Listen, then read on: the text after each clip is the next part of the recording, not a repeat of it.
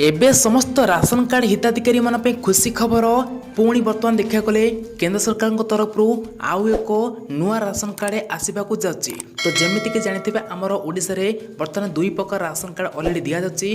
बर्तमान आउ एक नुआ राशन कार्ड आसवाक जाऊँगी। ये नुआ राशन कार्ड जो मान पाखे एपर्यंत राशन कार्ड नहीं से ये राशन कार्ड मिलवाक जाऊँगी। जमीक जानते आपको 1 टंकार जमी सबकि चाउल आपको सबकि मिलूँ। तो सहीपरी पुणी ये नुआ राशन कार्ड आपको मिल पार। तो बर्तमान देखा गले मोटामोटी कहवा गले जो मान पाखे एपर्यंत राशन कार्ड नहीं से मिल पार।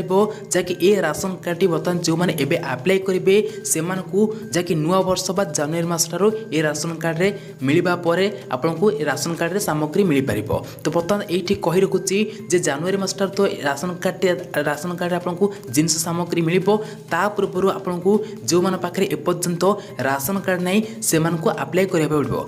तो से बर्तमान कही रखुची जे आपको केउंठी जीवा पड़ो ना।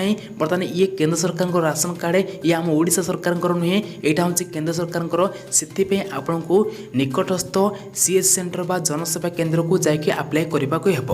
तो बर्तमान आपको ये मेन डॉक्यूमेंट ये रोचे आप आधार कार्ड ता सहित बीपीएल कार्ड ये जोड़ाक डॉक्यूमेंट आपको पाखे अच्छी ता सहित आपको छोट मोट डॉक्यूमेंट लगुच आपको बैंक अकाउंट ये सब छोट मोट डॉक्यूमेंट लगुच आधार कार्ड ये फिर छोट मोट डॉक्यूमेंट लगुच ये सब डॉक्यूमेंट को लेकिन आपने ऑनलाइन आवेदन करेंगे।